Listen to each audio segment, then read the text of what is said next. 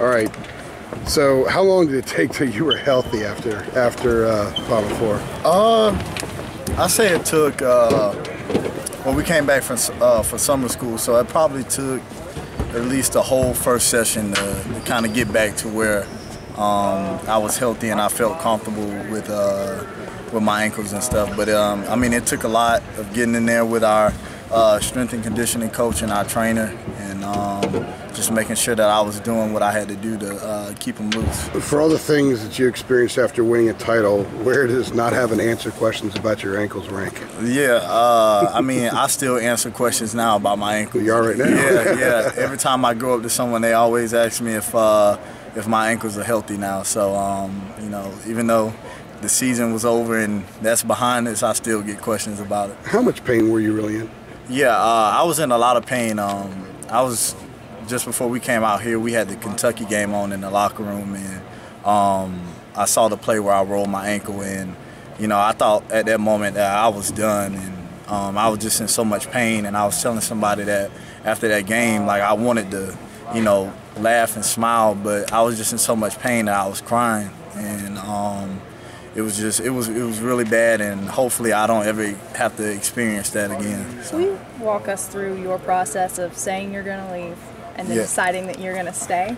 Yeah, at the time I thought that from the end of the season until the combine that I was going to get healthy and be ready to go out there and compete at 100%. But I talked to my parents and I told them that I just didn't feel comfortable with going out there, and you know, my dad just told me not to rush it, enjoy the journey, and that's when I called coach and told him I wanted to meet with him the next day, and just told him that, you know, I enjoy my time here and that I want to come back for my senior year and try to accomplish some more things. And I mean, that was pretty much the process.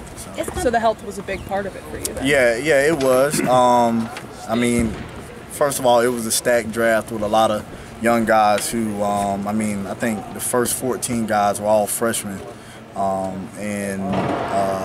So it was a stacked draft, and then also, like I said, the health part was there, and that played a big role in it too. How does your role change considering the makeup of this team compared to the makeup of the last couple of teams you've been on? Yeah, I just think this year, you know, without having Justin as another primary scorer, that's just going to be a little different. And I mean, he carried us pretty much the whole year. And so without him, I mean, it's going to be a little difficult in that part. But, you know, we got a lot of young guys, so from a leadership standpoint, that's going to be a big thing for me. And then also with Theo. And but as far as on court, I just think I'm going to have to be a little bit more aggressive than I was last year and be a little bit more assertive. As a distributor, how can you help those young big men progress and be successful? Yeah, just making sure that they're in the right spots whenever we attack the hole. You know, there's spots that you come in the college, I mean, you don't know much about the game. So as older guys, we got to teach them where to be whenever we attack the hole. And so, I mean, we just got to tell them to keep their hands up and be ready for it, because it can come at any time.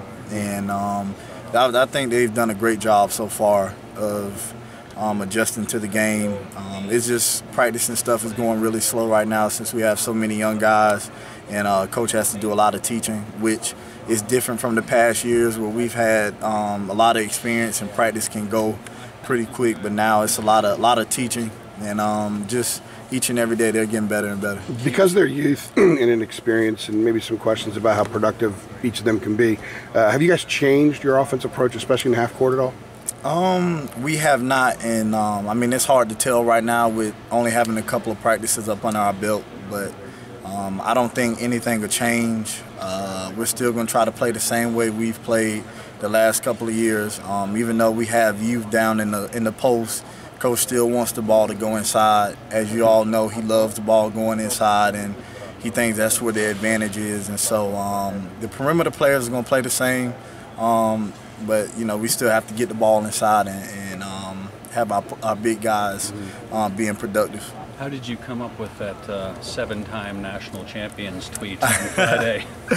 I was just sitting in my room, and I was just thinking about, it meant a lot to me. A lot of people before I got here were telling me that it was a bad decision to come here because of, the academic scandal and all that stuff. And so when that news came out, more than anything, that meant the most to me.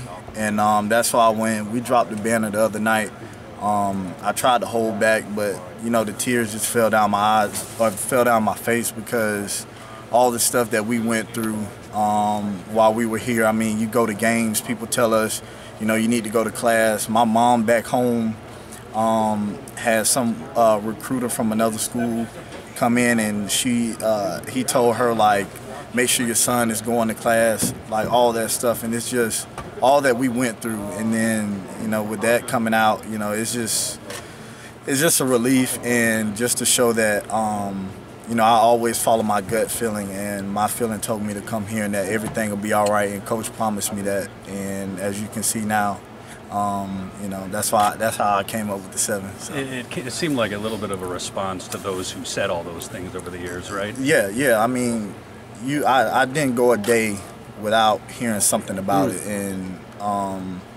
with us being the face of this program and basketball being, the dominant sport here at this school,